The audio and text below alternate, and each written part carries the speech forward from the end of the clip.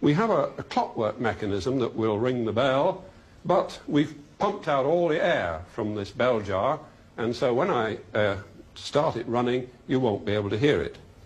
You can see the hammer hitting the bell. It's got a life of its own, this plunger. I've got to hold on to it. But you can see it striking the bell, but because there's no air inside, you can't hear it. Now I'm going to let the air in. And as we let the air in,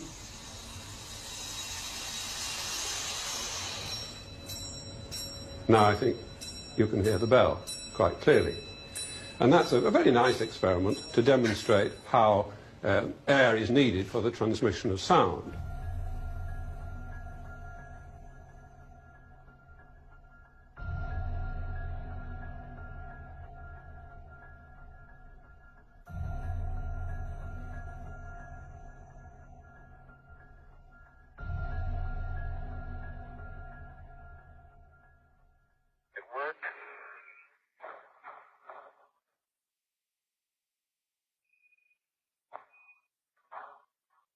Light down. Okay.